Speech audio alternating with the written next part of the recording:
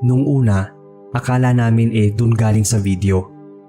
Pero nung pinatay ko yung video, psst, may sumitsit na naman sa amin. Nagkatinginan kami at sabay na nagtawanan. Tapos sumigaw ako noon ng, "Alam na namin yan, wag mo na kaming iprank." Umalis kami doon sa lumang bahay na nagtatawanan. Madilim na doon kasi parang wala pang ilaw yung daanan. May kalayuan ang bahay namin. Dahil nga inabot na ako ng gabi, hinatid ako ng BF ko kasama ang kapatid niya. Habang naglalakad kami, syempre, puro tawanan at ginagaya pa namin yung reaksyon ng mga natakot namin sa prank na sitsit. Naglalakad lang kami kasi gano'n naman madalas ang ginagawa. Hindi naman yun problema sa amin sa totoo lang. Hanggang sa nakarinig kami ng sitsit nang natapat kami sa isang malaking puno. Muli na naman akong sumigaw katulad ng sinabi ko kanina. Napasabi pa nga yung kapatid niya na ang dami naman nagpa-prank na sitsit. Binaliwala namin yon at nagpatuloy sa paglalakad. Bago makarating sa bahay namin, may madadaanan pa kaming lumang sementeryo. Luma na yon kasi sinarado na yon dahil nung bumagyo, nagiba yung mga nicho. Habang naglalakad kami, nakarinig na naman kami ng sitsit galing naman sa sementeryo. Nagkatinginan pa kami, tapos nagpanggap na parang walang narinig. Sa totoo lang, nakakaramdam na kami ng takot. Aaminin kong kinikilabutan ako dahil sunod-sunod na sitsit na yung naririnig namin bawat madadaanang lugar. Nang malapit na kami sa bahay, may sumitsit na naman pero malapit yun sa tenga ko. Kaya napasigaw ako at napatakbo. Yung dalawa kong kasama, napasunod din sa akin. Nang makauwi ako, hindi na alam ng dalawa kung saan sila dadaan pa uwi. Ayaw kasi nilang dumaan doon sa dinaanan namin kanina. Mabuti na lang, may dumaang tricycle na sinabayan nila. Pinanood ko ulit yung video ng prank namin. Tapos may napansin akong tunog. Hindi pa ako sumisitsit pero nakuha sa recording na may naunang sumitsit na. Sa totoo lang, nagsitaasan ang mga balahibo ko nun. Nanlamig ako dahil alam ko talaga na hindi pa ako sumitsit dahil nga naghihintay pa kami ng taong darating. Ilang beses na ulit yun. Malakas pa nga sa pandinig ko dahil naka-headset ako. Pinatay ko na yung phone at tinabi. Ayoko na kasing isipin muna dahil baka bangungutin ako. Saktong naiihi pa ako. Yung CR namin nasa labas pa ng bahay.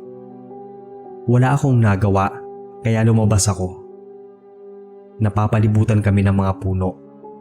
Tapos yung CR namin gawa lang sa tolda yung pader pati yung bubong nun. Hindi pa kasi natutuloy na ipaayos. Habang umiihi, nakarinig na naman ako ng pagsitsit. Doon na ako naiiyak dahil pakiramdam ko nasa gilid ko lang yon. Naulit yun ng ilang beses hanggang sa maabalik ako sa loob ng bahay.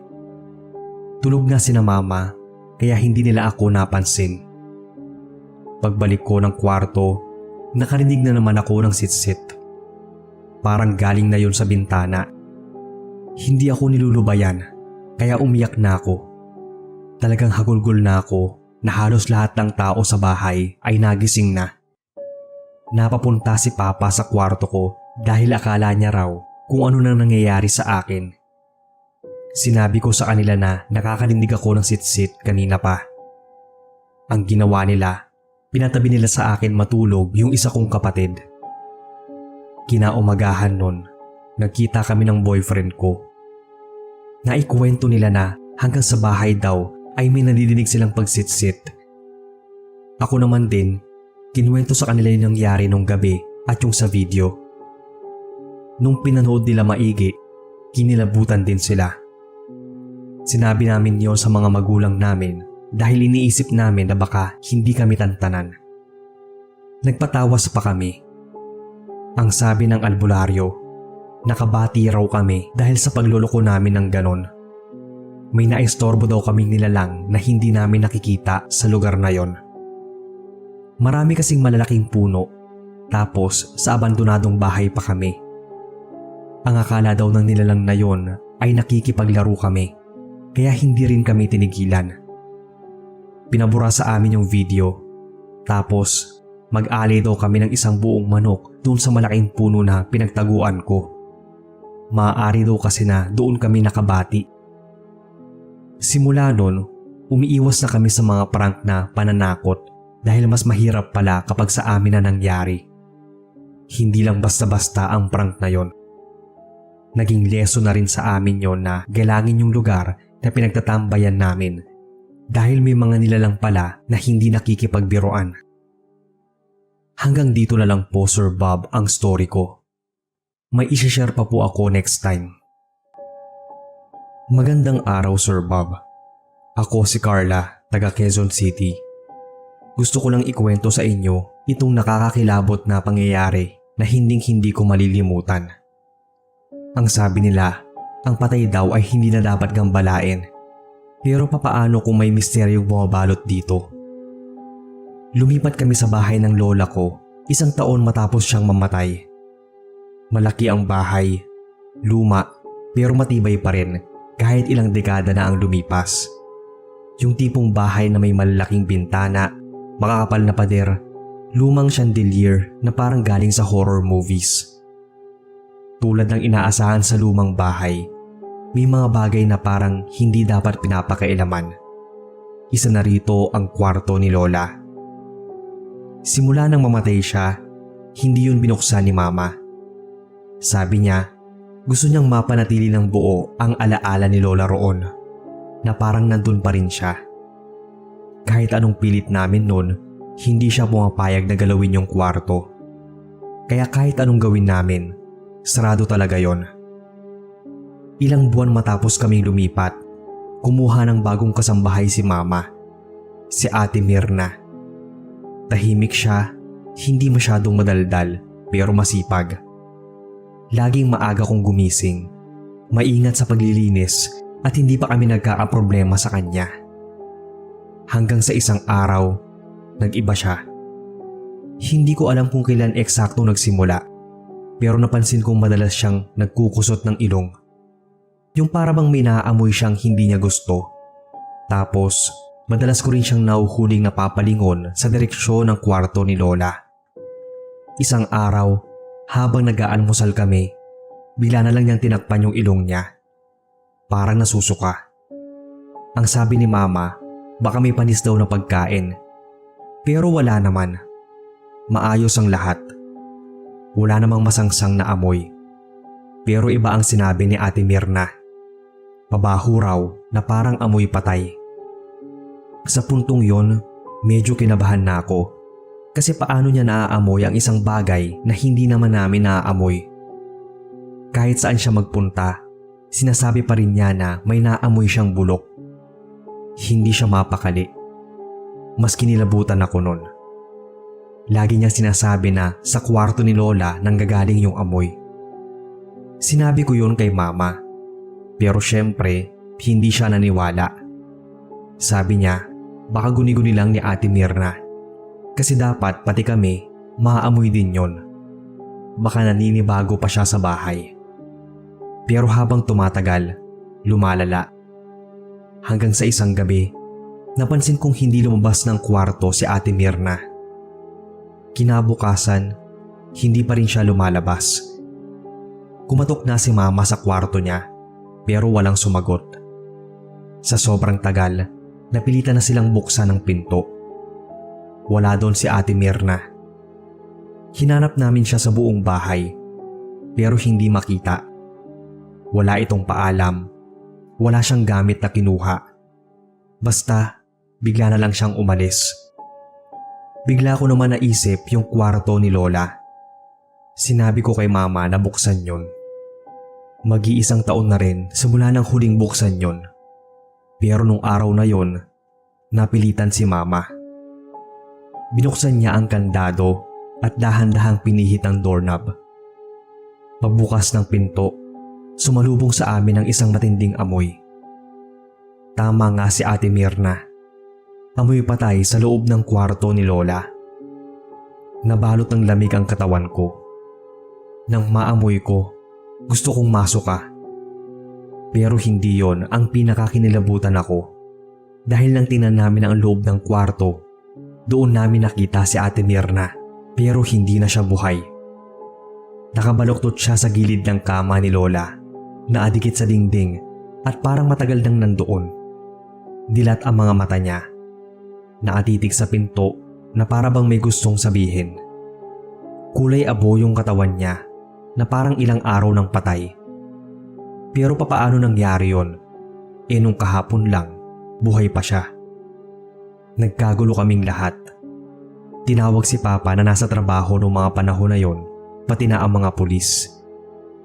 Hindi nila maipaliwanag kung papaano napunta roon si Ate Mirna. Nakakandado ang pinto at walang nakitang puresahang pagpasok. Walang ebidensya ng krimen. Ang mas nakapagtataka, parang matagal na siyang patay dahil sa estado niya. Ayon daw sa pagsusuri, ilang araw na siyang hindi humihinga. Pero paano yun kung nakita pa namin siya nung kahapon? Nakausap pa nga namin. At ang pinakamalaking tanong, bakit siya andoon sa kwarto ni Lola? Simula nun, hindi na kami mapakali sa bahay. Kahit anong gawin namin, parang may bumabalot na bigat sa hangin. At kahit anong spray nga ng pabango, air freshener o ano, naglagay na nga kami ng citrus sa paligid. Pero ganun pa rin. Hindi malakas ang amoy, pero maaamoy mo. Nanaginip ako isang gabi. Nasa loob daw ako ng kwarto ni Lola. Madilim at malamig doon. Sa kama niya, may nakaupong babae. Nakatalikod sa akin, mahaba ang buhok at nakaputing duster. Hindi ko makita ang mukha niya, pero alam kong hindi lang siya basta panaginip. Huminga siya ng malalim at sa boses na malamig at pabulong, may sinabi siya, "Akin lang siya." Nagising ako ng pawis na pawis. Kinikilabutan at hindi alam kung panaginip lang ba yon o totoo. Pero simula nun, kahit anong gawin namin, hindi na nawala yung amoy sa bahay. Hanggang sa dumating ang araw na hindi namin kinaya. Umalis kami at lumipat sa ibang bahay. Iniwan ang lahat. Kaso, kahit saan kami magpunta, minsan sa kalagitnaan ng gabi, parang may naamoy pa rin akong hindi dapat naaamoy. Minsan naman kapag nakapikit ako, nadidinig ko ang boses niya. Matapos ang pangyayaring yon, hindi na bumalik sa bahay na yon ang pamilya ko. Kahit si Mama na dati ay matigas ang paniniwala na wala namang kakaiba, hindi na lumingon pa sa lumang bahay ni Lola. Sinusubukan nga yung ibenta. Ako naman, hindi maiwasang magtanong. Anong nangyari kay Ate Mirna? Paano siya napunta sa kwartong yon at sino yung babaeng nakita ko sa panaginip? May ilang gabi na hindi ako makatulog. Kahit nasa bagong bahay na kami, parang may bumabalot pa ring bigat sa dibdib ko. Ang mas malala, kahit nga saan ako magpunta, minsan naamoy ko pa rin yung amoy patay. Hindi malakas yung amoy, pero parang dumadaan yung amoy niya sa ilong mo. Isang gabi, napanaginipan ko ulit yung kwarto ni Lola. Naatayo ako sa tapat ng pinto tulad ng gabing binuksan namin to. Pero sa halip na madilim at marumi, malinis ang loob. May nakasinding ilaw at sa kama naman may nakahigang matandang babae. Si Lola yon. Buhay na buhay ang itsura niya. Humihinga, gumagalaw, naatitig sa akin na parang alam niyang andoon ako. Tapos humiti siya. Pero yung pagkakangiti niya, hindi normal. Nangingitim yung gilid ng labi niya. Nang biglang may lumabas na likido mula sa ilong at bibig. Mabagal ang pagkilos niya. Parang may gusto siyang sabihin pero hindi masabi. Hanggang sa may gumalaw sa ilalim ng kama. Isang kamay na maitim, butot balat, unti-unting lumalabas mula sa dilim. Dahan-dahan itong hinawakan ang paanan ni Lola. Bago pa ako makatakbo, bumukas ang bibig niya at pabulong na tinig ang lumabas. Akin lang siya. Nagising akong pawisan, nanginginig at habol ang hininga. Hindi ko alam ang ibig sabihin ng panaginip na yon. May gusto bang ipahiwatig si Lola? Nang mapansin kong sa loob ng kwarto ko, kahit walang bukas na bintana, may naamoy akong mabaho. Amoy patay. Ilang araw akong ganon, hindi matahimik. Kahit anong gawin ko, hindi matanggal sa isip ko yung panaginip na yon. Nang biglang may nag-udyok sa akin na bisitahin yung lumang bahay ni Lola, kahit na ayoko talaga. Siguro ay para makahanap ng sagot sa mga katanungan ko. Umalis ako nang hindi ipinapaalam kay Mama kung saan talaga ako pupunta. Wala rin namang interesadong buyer na pupunta para tingnan yung bahay. Kaya okay lang na pumunta ako doon. Nung tumuntong na ako sa harap ng gate, agad akong sinalubong ng malamig na hangin at pamilyar na amoy. Mabigat ang bawat hakbang papasok. May bahagi ng isip ko na nagsasabing wag na akong tumuloy. Pero huli na. Pagpasok ko, wala namang nagbago sa bahay. Madilim pa rin, pero ramdam kong hindi ako nag-iisa. Dahan-dahan pa akong umakyat ng hagdan at tinungo ang lumang kwarto ni Lola. Nang pagtapat ko sa pinto, napansin ko ang mga bakas ng paa sa sahig. Medyo basa ito. Ang nagpagimbal sa akin ay nakaawang ang pinto, kalahating bukas. Huminga pa ako ng malalim at pilit na winaksi ang takot at tinulak ng bahagya ang pinto. May kadiliman sa loob, pero kita ko pa rin yung higaan. Nang may mapansin akong isang anino. Aalis na sana ako, pero parang may nag-udyok sa akin na manatili. Dahan-dahan akong lumapit, at sa bawat hakbang ko, lumilinaw ang anyo ng nasa kama. Isang may kapayatang babae, nakaputing duster, mahaba ang buhok na bahagyang natatakpan ng muka. Pagkalapit ko, tumingala ito. Si Ate Mirna yon. Nanlamig at kinabahan ako. Alam kong patay na siya, pero bakit siya andoon? Gusto ko mang tumakbo, pero parang may pumipigil sa akin. Bago ko pa maigalaw ang mga paa ko, biglang humugot ng malalim na hininga si Ate Mirna. Dahan-dahan niyang inangat ang kamay niya at parang hahawakan ako. Sa malalim at karalgal na boses, nagsabi siya ng akin lang siya. Nang parang bigla akong natauhan. Yung para ba akong nagising mula sa isang bangungot, pero naiwan akong naatayo sa loob ng kwarto ni Lola. Maayos ang lahat. Tahimik at wala na doon si Ate Mirna. Wala na rin yung amoy patay. Hindi ko alam kung imagination ko lang ba ang lahat ng yon. Yun bang para siyang panaginip na nangyari sa akin sa totoong buhay? Gulong-gulo akong umalis ng lumang bahay na yon. Kahit palaisipan o nanatiling misteryo pa rin sa amin ang pagkamatay ni Ate Mirna at kung ano ang mga pahiwatig ni Lola sa panaginip ko, inisip ko na lang na naging mabuti sila sa akin nung nabubuhay pa sila. Hanggang dito na lang po ang kwento, Sir Bob.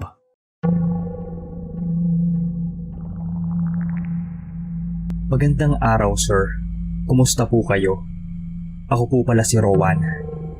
Bigla ko lang naalala yung kwento na to na nangyari sa akin nung bata pa ako kasi naisip ko na isulat sa inyo. Tanda ko pa, sinama ako ni Mama sa lamay ng kaibigan niya kasi walang magbabantay sa akin sa bahay. Ako naman, makamama talaga, kaya okay lang sa akin kung saan niya ako dalhin. Pagdating namin sa lamay, nakaupo lang ako sa gilid. Mukhang maraming kakilala si Mama kasi kung sino-sino yung mga pinupuntahan at kinakausap niya. Hindi nga mukhang malungkot yung mga tao doon. Mukhang masaya pa yung ibang nagsusugal at meron din nagiinom. Nakaupo lang ako noon sa gilid. Unang beses ko rin kasi makapunta noon sa lamay. Naalala ko pang inaabutan ako ng biskwit ng isa sa mga kaibigan ni Mama. May dala pa akong maliit na kutsi-kutsihan na laruan noon. Nilalaro ko lang noon sa atabi kong upuan dahil wala naman sa tabi ko si Mama. Pag tumingin ka sa paligid, makikita mo yung mga ilaw, mga bulaklak, mga taong nagsusugal at yung mga umiinom. Napansin ko na may isang babaeng nakatingin sa akin. Nakatitig lang talaga siya. Ako naman, tiningnan ko din siya kasi bata pa ako noon. Medyo curious pa ako sa mga bagay-bagay. Medyo natakot nga ako sa titig ng matandang yon. Pero hindi naman siya sobrang tanda. Siguro nasa 40s to 50s. Tinatawag ko pa nga noon si Mama pero hindi niya ako naririnig. Kaya inintay ko na lang na tignan niya ako. Nakatitig lang ako sa kanya noon para matawag ko na siya. Kasi natatakot na ako doon sa ginang. Ang tagal din kasi talaga niyang nakatitig sa akin. Nakaupo lang siya doon sa gilid malapit sa kabaong. Pagkatapos noon, bumalik na rin si Mama sa tabi ko. Sinabi ko sa kanya na takot ako kasi may babaeng nakatingin sa akin. Parang hindi niya ako masyadong binigyan ng pake noon. Siguro, akala niya wala lang yung sinasabi ko. Baka akala niya dahil lang maraming tao. Lumapit sa amin ulit yung kaibigan ni Mama na nag-abot ng biskwit. Ang sabi niya, pwede na raw tingnan yung kabaong kasi wala nang bisitang tumitingin. Ayoko sanang lumapit noon kasi syempre medyo takot din ako dahil hindi pa ako nakakakita ng patay noon. Pero sabi nila, pwede daw akong sumilip. Sumilip daw kasi ako noon sa ninang ko. Hindi ko lang masyadong matandaan dahil 5 years old pa lang ako noong magkasakit siya, kaya hindi ko maalala. Pero malapit daw na kaibigan ni Mama yon at paborito daw akong inaanak. E di binuhat ako ni Mama para makita ko yung nasa loob ng kabaong. Sabi naman ng babae, hindi naman nakakatakot kasi parang natutulog lang. Pagkasilip namin, siguro mga ilang segundo ko rin tiningnan yung ginang. Kahit bata pa ako noon, tandang-tanda ko pa at hindi ako pwedeng magkamali. Yung babaeng nasa kabaong ay yung babaeng naatitig sa akin kani-kanina nung mag-isa lang ako. Tumingin ako doon sa upuan kung saan nakaupo yung babae na naatitig sa akin. Andoon pa rin siya at nakaupo. Iba yung suot niya kasi. Nakaputing damit at mahaba na saya na kulay itim. Pero kamukhang-kamukha niya yung babaeng nasa loob ng kabaong. Ako naman, ang sabi ko kay Mama, hindi po ba yun yung babae? Sabay turo doon sa babaeng nakaupo. Sabi ni Mama na wala naman daw babaeng nakaupo doon. Saka ko napansin na nagkatinginan sila ng kaibigan niya. Siguro, natunugan nila na nakikita ko yung kaluluwa ng patay. Bigla akong nilawayan ng kaibigan niya. Hindi ko alam noon kung bakit. Dahil ba para hindi mausog o ano? Pero after noon, saglit lang kami nagtagal doon sa lamay kasi natatakot na talaga ako. Hindi ko pa masyadong maipaliwanag yung takot ko noon. Pagka-uwi namin, tinatanong ko kay Mama kung sino yung babaeng nasa upuan. Kapatid ba yun ang namatay dahil magkamukha sila? At bakit hindi nila yon nakita? Basta, tanda ako, tanong ako ng tanong noon dahil nga hindi pa lubusang naiintindihan. Ngumiti lang noon si Mama. Ang sabi niya, baka namamalikmata lang daw ako. Baka daw nakita ko yung tarpaulin kung saan naandun yung picture ng namatay. Tapos may nakalagay na rest in peace o ano. Nakalimutan ko na kung ano nakalagay doon. Sabi ko, hindi ko naman yun nakita. Bakas noon sa mukha ni Mama na kahit siya ay parang kinabahan. Kinabukasan noon, nilagnat ako ng malala. Yung kinukumbulso na talaga. Dinala ako ni Mama sa malapit na manghihilot. Hinilot-hilot ako doon. Tapos, sabi na nakita ko raw yung patay at nausog ako. Bumalik kami ni Mama noon sa lamay. Tapos kinausap ni Mama yung kaibigan niya na nasa loob ng kabaong. Alam ko, last night na nung nakabalik kami. Kinausap siya na wag sana akong guluhin at ipagdadasal na lang namin siya. Baka siguro dahil paborito niya akong inaanak, kaya ganoon yung nangyari sa akin. Natakot nga ako na bumalik noon sa lamay ni Ninang kasi baka makita ko na naman yung kamukha niyang babae na nakatingin sa akin.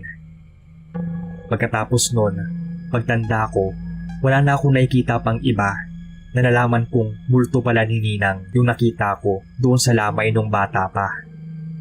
Kaya nung nangyari talaga yon, kumbaga naatanim lang sa akin. Hindi ko pa rin nakakalimutan at kung paminsan-minsan ay kinikilabutan pa rin ako.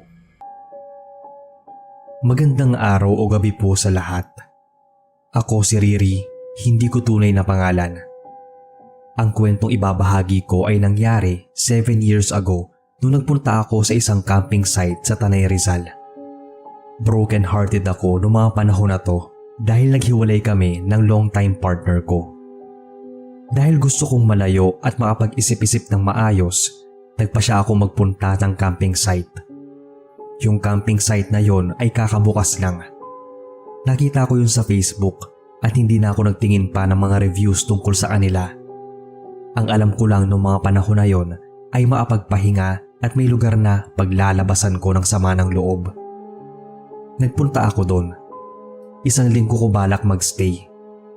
Sobrang layo nun sa akin dahil bago lang yung place at hindi ko siya mahanap sa map. May sinabi lang silang ipin ko sa map. Tapos, magtanong-tanong ako dun sa tindahan malapit sa camping site nila. Nahanap ko rin naman kahit na medyo nahirapan sa biyahe dahil malubak yung daan. Pagpunta ko sa site, sobrang tahimik talaga dahil nga bago pa lang. Hindi pa sikat at hindi pa puntahan ng tao. Ganito yung hinahanap kong lugar para maging malaya. Minsan kasi, maiingay yung iba kapag nagka-camp sila. Dahil gusto ko ng kapayapaan, mas prefer ko ang ganito. Mababait ang staff, tapos maganda rin yung room na naibigay nila sa akin.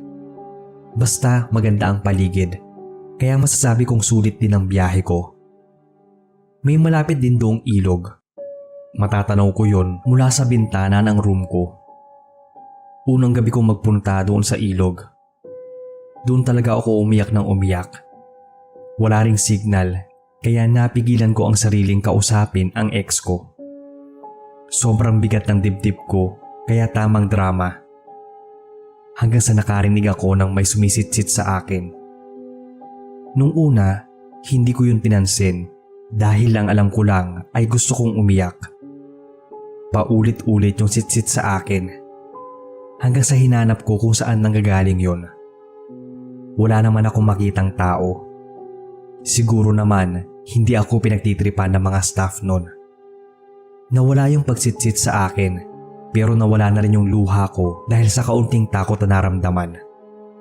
Inisip ko na baka may ibang tao, tapos nakikita akong umiiyak. Nakakahiya naman kako, kaya bumalik na lang ako sa kwarto ko. Kinabukasan, doon ako tumambay. Mas maaga na yon para naman makita ko kung may tao sa paligid. Maganda kasi yung lugar. Ang tahimik at ang lamig pa, kaya masarap umiyak doon. Tinitingnan ko pa nga noon yung mga lumang pictures namin ng ex ko. Umiiyak ako dahil nangihinayang sa 15 years naming relasyon. Habang umiiyak, nakarinig na naman ako ng pagsitsit. Hinanap ko na naman kung saan yun, pero wala talagang tao. Tumayo pa ako para tingnan ang paligid. Baka ka ako may nagtatago lang. Pero wala talagang iba. Hinayaan ko na lang yon at nagpatuloy sa pagtingin ng mga pictures namin. Ang tagal ko nung nasa tabing ilog lang.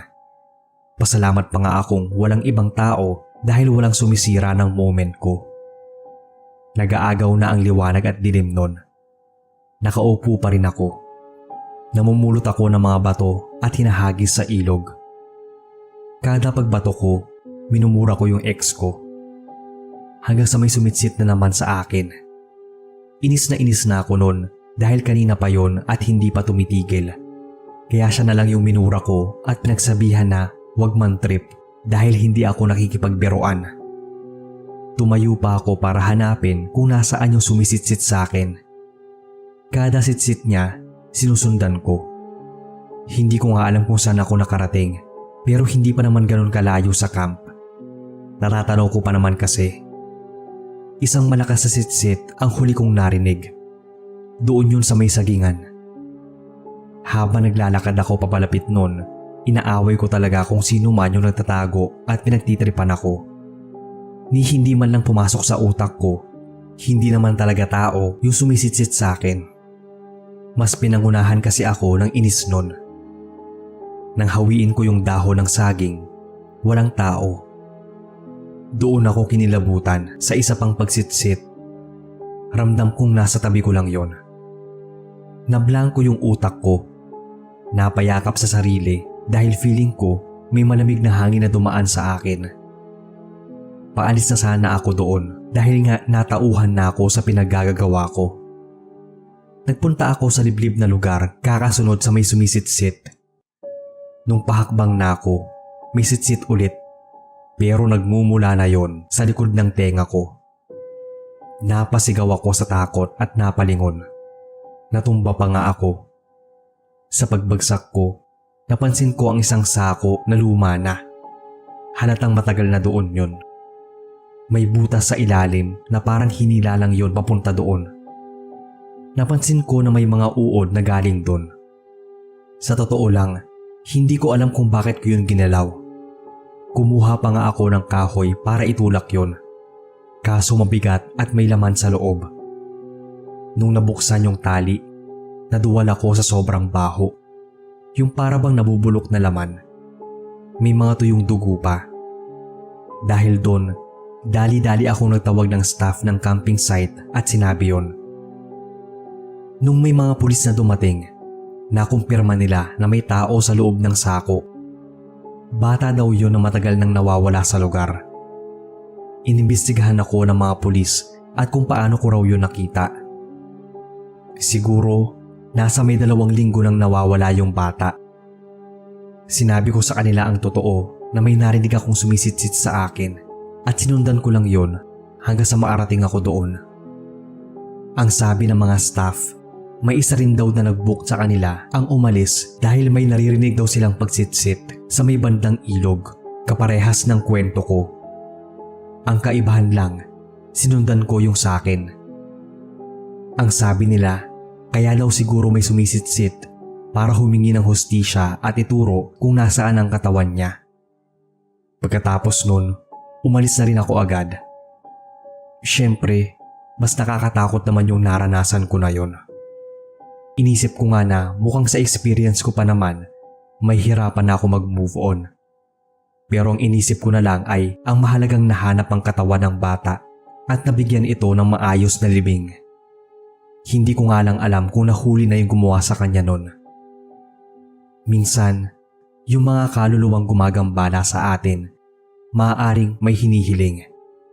Pero sana lang, ito yung una at huli ko ng experience tungkol sa mga kababalaghan. Mahilig lang ako makinig ng mga horror stories, pero ayokong maranasan ko mismo ang mga yon. Magandang gabi, Sir Bob. Ako po si Daniel, di ko tunay na pangalan, taga San Bartolome, isang bayan sa may bandang norte. Ilang taon na ang nakakaraan. Tuwing sasapit ang gabi, may amoy na kumakalat sa hangin. Hindi ito amoy ng nasusunog na basura, amoy kanal o bulok na pagkain. Sa tamang paglalarawan, parang amoy ng kamatayan. Madalas doon na sinasabi ng matatanda na sumparaw ito ng mga hindi matahimik na kaluluwa. Mga biktima ng nakaraan na hindi nabigyan ng hustisya. Sa tuwing may mamamatay sa bayan, lumalakas ang amoy na to na parabang paalala na hindi pa tapos ang bangungot. Dati kasing tapunan ng sinalvage o mga pinatay yung aming lugar noong mga 80s at early 90s. Bata pa ako nung huli kong ma-experience to at batang 90s ako. Nung una, akala ko chismis lang. Pero nagbago ang lahat nang mapagdesisyonan kong alamin kung ano ba talaga ang pinagmulan ng nakakasulasok na amoy. Dahil nga bata pa, malakas ang loob. Nagsimula ang lahat ng isang gabi, naglalakad ako pa uwi mula sa laro. Mag-aalas 9 na nun. Sanay na ako sa atahimikan ng kalsada. Walang ingay, walang ibang tao dahil maagang natutulog ang mga tao sa probinsya lalo noong panahon. Tanging tunog lang ng mga kuliglig at alingaw-ngaw ng mga aso sa malayo. Pero nang mapunta na ako sa may isang kanto, doon ko naamoy ang pinakamatinding baho na naamoy ko sa tanang buhay ko. Yung para bang pinaghalong nabubulok na karne at panis na dugo. Napahinto ako at napatingin sa paligid. Wala namang tao. Walang tambak ng basura, pero nandoon pa rin yung amoy. Mabilis akong naglakad pa uwi. Pilit iwinawaglit sa isip ko ang pangyayari. Kinabukasan, nang balikan ko ang kalye na yon, wala na ang amoy. Nagtataka ako kung may kinuha bang basura doon o ano. Pero hindi lang ako nakaramdam nito. Maraming residente sa bayan ang nagrereklamo, lalo na yung mga nakatira malapit doon sa kanto sa dulo ng kalsada. May lumang bahay kasi doon ng isang pamilya. Matagal nang walang nakatira. Ayon sa kwento ng mga matatanda doon, ang pamilya Arevalo, yung nagmamay-ari ng lumang bahay na yon, ay nawala isang gabi at walang bakas kung saan sila nagpunta. Hanggang sa unti-unting nilamon ng panahon ang bahay na yon.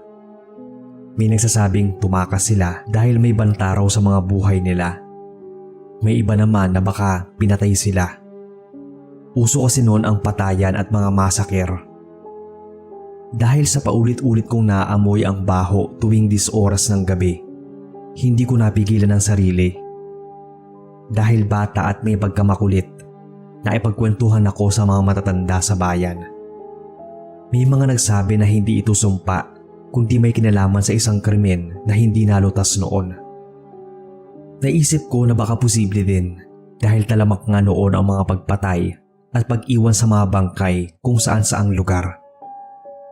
Hanggang sa isang araw, balita sa aming bayan na may tinapon daw na bangkay dun sa matataas at makakapal na damuhan malapit sa dulong kalye kung saan malakas ang sangsang ng amoy.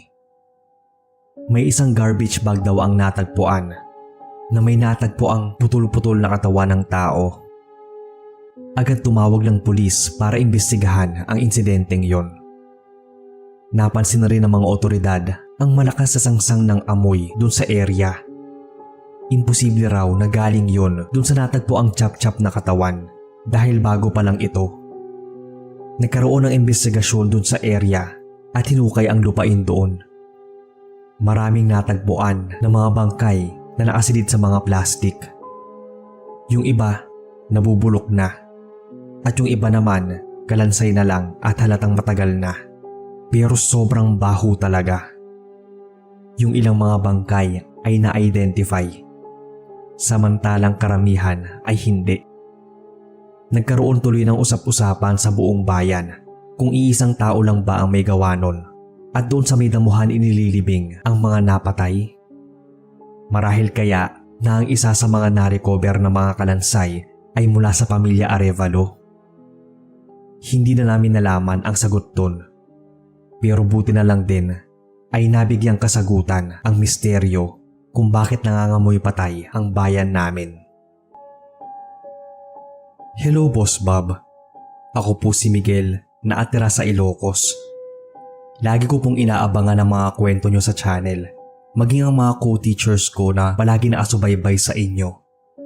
Sa atunayan, noong pinag-uusapan namin ang mga kwentong napainggan namin, doon nila ako hinikayat na ibahagi na rin yung kwento ko. Nangyari po pala ito taong 2019. Mahilig kasi ako sa long ride, lalo na pag nagkakaroon kami ng iyaan ng mga barkada ko. Minsan, nag-long ride ako mag-isa. Nagpunta ako sa Pangasinan dahil gusto ko lang mag-unwind. Ang bala ko talaga noon ay 3 araw lang ako dahil yun lang naman ang nakuha kong leave sa trabaho. May kakilala ako doon, si Brent. Dati ko siyang naatrabaho pero lumipat siya ng Pangasinan nung nag-asawa na siya. Nagpresenta kasi siya na doon na lang muna ako manuluyan sa kanila para hindi na ako gumastos sa hotel. Nahihiya pa nga ako noon pero pinilit niya ako. Nagbigay siya sa akin ng address.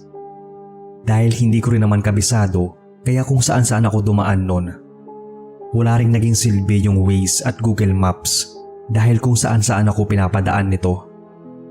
Hanggang sa inabot na ako ng dilim. Madilim yung kalsada, tas bihira lang akong makakita ng mga bahay. Malapit na rin malobat noon yung phone ko. pero hindi ko pa rin mahanap kung saan talaga yung bahay nila. Habang nagmamaneho, huminto ako saglit para ipakita kay Brent yung lokasyon ko. Ang sabi niya, malapit na raw ako. Tiningnan ko pa yung paligid. Sobrang dilim talaga, tapos matataas ang talahib. Tumawag pa siya sa akin at pinaliwanag niya yung lilikuan ko. Mas malapit daw kapag doon ako dadaan at mas safe pa. Mabilis ko namang natandaan dahil may mga landmark naman siyang sinabi sa akin. Bago ako umalis nun, nakarinig ako ng sumitsit sa akin. Napatingin pa ako sa likuran dahil akala ko ay may tao. Pero wala naman akong nakita. Habang paalis ako, muli ko na namang narinig yon. Psst! Mas malakas na ang pagsitsit. Inilawan ko pa yung paligid pero wala akong nakikita. Puro talahib lang naman. Nagbalak pa akong bumaba ng motor at hanapin kung sino ba yung kanina pang sumisitsit sa akin. Paulit-ulit kasi yon na para bang tinatawag niya ako para lumapit. Hindi naman ako natatakot dahil nung mga panahon na yon hindi ako naniniwala sa mga multo o elemento.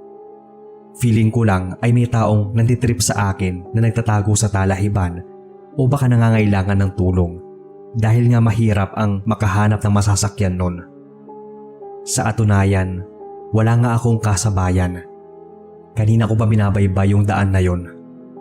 Bilang lang sa daliri ang nakakasabay o nakakasalubong ko. Hinayaan ko yung sumisitsit sa akin. Nagpatuloy ako sa pagbomotor.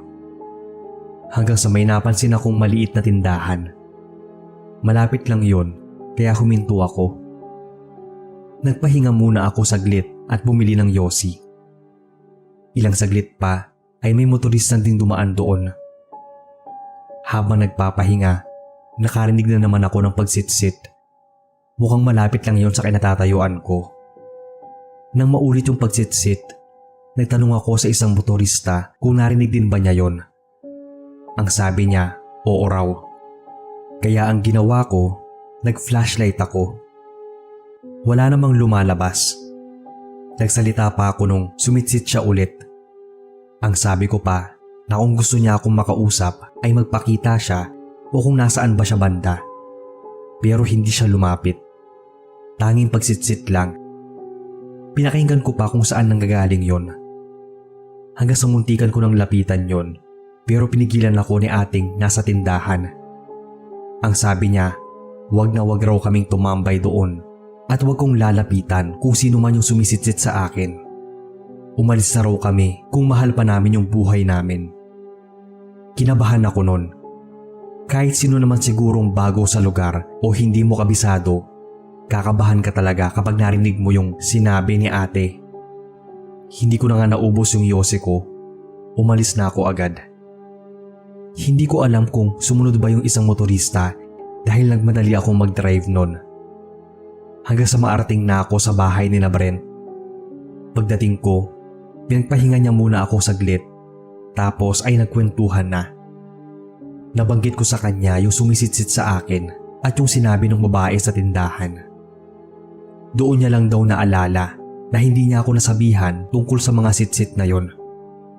Isa daw kasi yung grupo ng mga sindikato na bumibiktima ng mga biyahero kapag gabi. Kaya nga raw hindi niya ako pinadaan doon sa kabilang daanan dahil doon madalas tumambay yung mga sitsit gang. Kapag daw kasi pinuntahan ko yung sumisitsit sa akin, hold upin daw ako ng mga yon. Ang malala ay baka patayin pa ako. Ang bilis ng kabog ng puso ko nun dahil hindi ko naman alam na may ganun pala sa lugar nila. Mabuti na lang at nakinig ako doon sa sinabi ng babaeng nasa tindahan.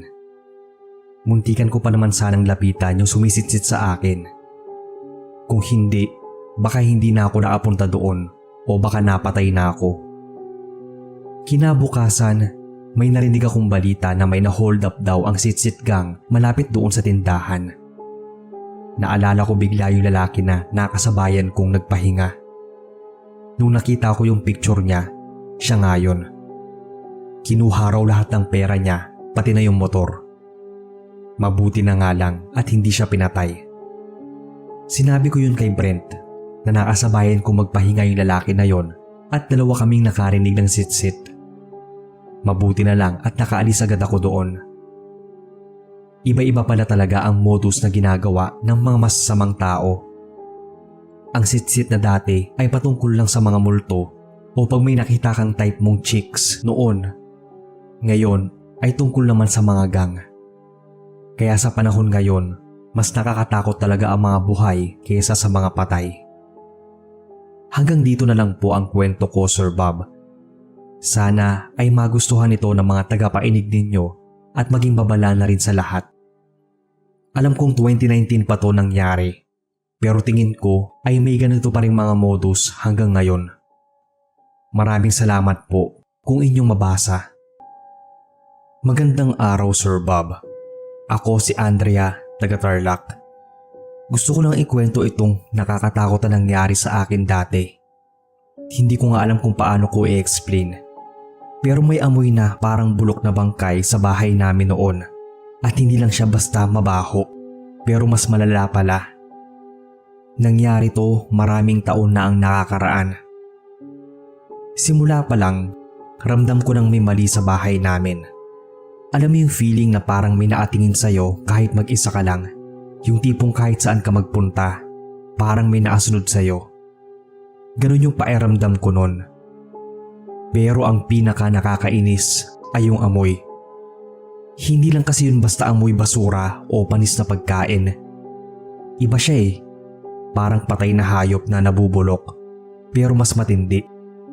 Mas malagkit sa ilong, mas kumakapit sa balat. Sa lahat ng sulok ng bahay, naaamoy ko yun. Lalo na sa may kusina o sala. Sinabi ko yun kay mama. Pero ang sabi lang niya sa akin, baka may dagalang na namatay sa sahig o kisame. Si Papa naman natatawa lang dahil sinabing ang arte ko naman daw. Pero paano mo kasi maipapaliwanag yung amoy na kahit anong linis, kahit anong spray mo ng pabango o air freshener, hindi mawala-wala. Kahit saan ako magpunta, parang naasunod sa akin yung amoy. Isang gabi, nagising ako na parang may naadagan sa dibdib ko. Ang bigat ng pakiramdam ko. Tapos yung amoy, mas tumindi pa kaysa dati. Yung parang mismong nasa ilong ko na. Napaubo ako at halos masuka-suka. Tapos biglang may narinig akong kaluskos sa sahig. Sa sobrang dilim ng kwarto, hindi ko agad nakita. Pero nang masanay yung mata ko, may napansin akong anino sa may pinto. Hindi ko maaninag ng buo, pero alam kong may naatayo ron. Gusto kong sumigaw, pero walang lumabas sa bibig ko. Nanginginig lang ako sa kama. Pinipilit ko malaw, pero yung katawan ko, hindi ko makontrol. Nang bigla na lang lumamig yung hangin. Nanunuot yon sa mga buto ko. Saka ko lang napansin na parang may mga kamay na lumalabas mula sa ilalim ng kama ko. Doon na ako tuluyang nakagalaw at napatili. Tumalon ako mula sa kama at lumabas ng kwarto. Hindi ko alam kung may iyak ba ako, sisigaw, pero dinaig ko pa yung sprinter sa bilis ng takbo ko. Dumiretso ako sa kwarto ni na mama at papa. Ginigising ko sila habang pautal-utal na sinasabing may multo sa kwarto ko. At syempre, hindi nila ako pinaniwalaan. Pinilit nila akong bumalik sa kwarto. Walang nagbago. Maliban sa nawala na yung kamay na nakita ko kanina, yung amoy nandoon pa rin. At feeling ko mas malala na. Hindi ako nakatulog ng gabing yon kakaisip kung totoo ba yung mga nakita ko o dala lang ng malikot na imahinasyon. Hanggang sa unti-unting pumasok sa isip ko na paano kung hindi lang basta patay na daga o hayop yung naamoy ko. Yun bang may nakalibing sa ilalim tapos nagmumulto? Paano kung hindi lang yun paranormal? Kinabukasan, hindi na ako naatiis. Sinubukan ko talagang hanapin kung saan nanggagaling yung amoy. Sinundan ko hanggang sa maarating sa pinaka malakas na parte ng amoy doon sa may kusina, malapit sa lumang cabinet na hindi namin nagagamit. May kakaibang ingay akong narinig sa sahig na para bang may tumutulo. Doon ako kinabahan. Dahan-dahan pa akong lumuhod at tinapik yung sahig. Gawa kasi sa makapal na kahoy yung parting yon ng sahig at tinapalan lang ng linoleum. Doon nanggagaling yung sobrang baho. Nang subukan kong alisin yung kahoy, doon ko nakita ang parang isang bangkay. May bangkay sa ilalim ng bahay namin. Nakabalot yun sa plastic pero sobrang bulok na. Hindi ko alam kung babae ba o lalaki pero halatang matagal-tagal ng patay. Hindi ko na makilala yung mukha nito maski yung katawan. Pero maliit lang ito na parang katawan ng isang bata na nasa 6 to 7 years old. Teenager pa lang ako nun kaya laking gulat ko nang makita yon. Magtatatlong linggo pa lang din simula nung lumipat kami doon sa nirentahang bahay. Mura lang kasi at malapit sa trabaho ni na Papa kaya kinuha na nila. Hindi ko alam kung gaano ako katagal na atitig doon. Parang gusto kong sumuka pero walang lumalabas. Saglit kong hindi pinansin yung amoy. Nagkagulo sa bahay. Tumawag ng pulis at doon nalaman base sa investigasyon ang malalang parte ng kwento. Yung bangkay na yon ay yung matagal nang hinahanap na bata doon sa lugar. Hindi ako makapaniwala na nangyari yon. Kung hindi pa dahil sa masangsang na amoy patay, baka hindi pa namin malalaman ang totoo. Naisip ko na kung may pinatay doon, may iba pa kayang pinatay o gumagala kaya yung mamamatay tao hanggang ngayon. Ang naisip namin ay yung landlord ng inupahan naming apartment. Kung hindi kasi siya ang may sala, bakit sa bahay niya inilibing yung bangkay? Dahil medyo may impluwensya yung landlord namin sa kapulisan at gobyerno, kaya ganoon kabilis natapos ang investigasyon. Yung parang wala lang nangyari. Hindi nga yun nabalita sa radyo, TV o dyaryo man lang. At nung time kasi na yun, wala pang social media. Siguro isang linggo lang, tahimik na ulit ang lahat. Yung parang walang bangkay na natagpuan sa ilalim ng tinitirhan namin. Hindi rin kasi makahanap sina Mama at Papa ng mas maayos at affordable na titirhan na malapit sa trabaho nila. Naging busy din kasi sa work. Ang kaso, ako, hindi naman matahimik. Bata pa noon yung bunso kong kapatid na si Miguel na hindi pa alam ang mga nangyayari. Kasambahay lang namin ang madalas naming kasama sa bahay kapag nagtatrabaho sina Mama at Papa. Nung una, pilit kong inintindi ang sitwasyon namin. Kahit na sa loob-loob ko, hindi ako mapakali.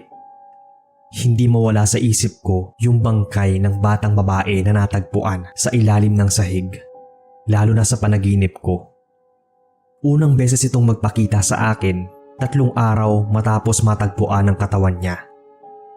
Sa panaginip ko, nasa kwarto ako, pero iba ang pakiramdam. Madilim, mabigat ang hangin. Tapos naamoy ko na ulit yung bulok na mabaho. Yung kaparehas na naamoy ko nung bago ko madiskubre ang bangkay. Sa gilid ng paningin ko, may naatayong batang babae sa sulok ng kwarto. Hindi ko maaninag ng buo yung mukha niya, pero ramdam kong siya yon. Nang magising akong pawis na pawis. Nanginginig pero wala akong maisip kundi ang umupo at maghintay mawala yung takot ko. Gabi-gabi akong nagdadasal. Pero kahit anong dasal ko, hindi siya mawala sa isip at panaginip ko. Sunod-sunod yun. Minsan, hindi ko siya nakikita pero naririnig ko ang boses. Minsan, may kamay ng bata na humahawak sa balikat ko habang tulog ako. Tapos paggising ko, nandun pa rin yung pakiramdam na parang may malamig na nakahawak sa balikat ko. Sa isang panaginip, nagising ako sa loob ng bahay namin pero walang tao. Tahimik at walang kahit anong tunog. Hanggang sa naamoy ko ulit yung mabaho. Sinundan ko yun. Dinala ako ng amoy sa lumang cabinet sa kusina. Yung eksaktong lugar kung saan namin natagpuan yung bangkay ng babae. Pagbukas ko, akala ko ay may bangkay ulit. Pero wala. Andoon lang nakaupo yung batang babae, nakatingin sa akin. Madungis ang itsura, gusot-gusot ang damit at may kapayatan. Hanggang sa nagising na lang akong hinihingal. Paulit-ulit ko siya napapanaginipan tuwing gabi. Hindi ko alam kung anong gusto niyang ipahiwatig sa akin. Kung okay na ba siya dahil natagpuan na yung katawan niya o humihingi siya ng hustisya. Paano ko naman ipagsasawalang bahala kung palagi siya nagpapakita at nagpaparamdam sa akin. Buti na nga lang at summer noong mga panahon na yon. Wala akong pasok. Dahil kung nasa school man ako, baka hindi lang ako makapag-concentrate sa pag-aaral. Dumating nga sa point na halos hindi na ako natutulog. Pilit kong nilalabanan ng antok dahil ayokong matulog at makita siyang muli. Pero hindi ko rin kayang laging gising. Minsan nga, kahit gising ako noon, ramdam ko siya na nasa paligid lang. Tapos bigla-bigla akong makakaamoy ng bulok na mabaho. Kahit nalinis ng maigi at natanggal na yung amoy sa area na yon.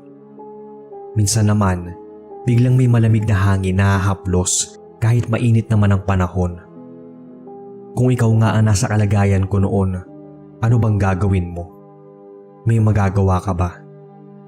Kinuwento ko minsan kay mama yung mga nararanasan kong panaginip at pagpaparamdam.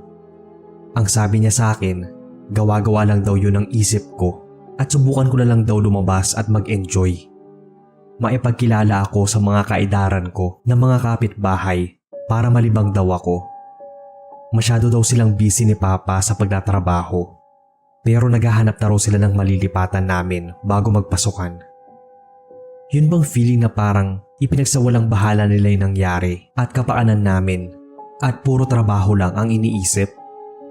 Doon ako medyo na-frustrate. Kasi walang naniniwala sa akin. Ang malala kasi, hindi na ako pinapatahimik ng loob ko at bawat panaginip ko tungkol sa batang babae, malinaw kong natatandaan na para bang totoong nangyayari sa akin. Hanggang sa isang gabi, nanaginip na naman ako. Wala ako sa bahay namin. Nasa isang madilim na lugar ako na nasa may kagubatan.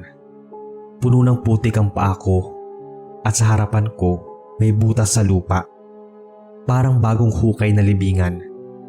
Tapos may narinig akong sumisitsit. Paglingon ko, andoon siya. Mas malapit at mas kita ko yung muka. Para akong binuhusan ng tubig na may yelo nang makita ko na mas malinaw yung itsura niya. Nangingitim at sugat-sugat yung muka niya. Nangingitim din ang labi at mga mata na parang walang buhay. Nagising na lang akong nanlalamig. Hindi ko alam noon kung anong gusto niyang iparating o ipahiwatig. Maghihiganti ba siya o ano? Gulong-gulo at stress na ako noon. Kahit anong pilit kong kalimutan siya, hindi ko magawa. Sina Mama at Papa parang mga walang pakialam sa nangyari. Yun bang ang bilis nilang mag-move on? Si Miguel naman, hindi pa alam ang buong nangyari dahil nga bata pa. Yung kasambahay naman namin, tahimik lang. Parang wala siyang pinagkukwentuhan o ano. Hindi rin namin napag-uusapan, pero naniniwala daw siya sa mga multo. Tinupad naman ni Mama at Papa yung sinabi nila na lilipat kami ng tirahan bago magpasukan. Nakahanap na rin sila ng malapit din sa trabaho, na medyo malayo dun sa dati naming inupahan. Para akong nabunutan ng tinik sa dibdib nun. Nung lumipat nga kami, hindi ko na napapanaginipan o nararamdaman ang presensya niya. Maski yung amoy na yon, hindi ko na naaamoy. Pero tandang-tanda ko pa rin yung mga nangyari doon sa dati naming tinirahan. Hanggang dito na lang po ang kwento ko, Sir Bob. Pasensya na po at napahaba. Pero sana ay okay kayo at ang lahat. Mag-iingat kayo. Mapagpalang araw po sa lahat at sa inyo, Sir Bob. Kailan ko lang po na-discover yung channel na to nung naghahanap ako ng mga kwentong nakakatakot. At nang mapakinggan ko ang mga kwento rito, talagang natuwa ako dahil kuhang-kuha ang kiliti ng katulad kong nakikinig ng mga horror stories bago matulog. Ilang beses na po akong nagtangka na magpadala ng kwento pero ngayon lang ako nagkalakas ng loob. Tawagin niyo na lang akong Beth na atira sa Makati. Ang kwento pong to ay tungkol sa lola kong si Lola Rosario. Dalaga pa raw po siya nang ma-experience na to, tapos kinuwento niya sa amin. Dahil kapo sa buhay ang pamilya ni Lola Rosario, namasukan siya noon sa isa niyang tiyahin sa Iloilo. Pinaaral siya nito habang tumutulong sa gawaing bahay. Kumbaga po ay makakalibre siya ng bahay, pagkain at may pantustos siya sa pag-aaral habang nagsisilbi sa kanila bilang kasambahay. Noong dalaga si Lola, hindi talaga maikakaila na maganda siya. Balingkinita ng katawan. Morena man pero malakas ang dating. Mahaba rin ang buhok niya na hanggang bewang. Marami daw ang nagkaagusto sa kanya pero nakatuon siya sa pag-aaral. Madalas si Lola umuwi ng gabi dahil may kalayuan din ang pinapasukan niyang universidad. Iisa lang din yung uniform niya na palagi niyang nilalabhan gabi-gabi. Dahil probinsya, hindi naman din ganun ka-advance ang technology noon. Meron silang kuryente, pero ang ilaw noon ay sa loob lang ng bahay. Kaya ang ginagawa ni Lola kapag naglalabas siya ay nakabukas ang pinto para mailawan siya.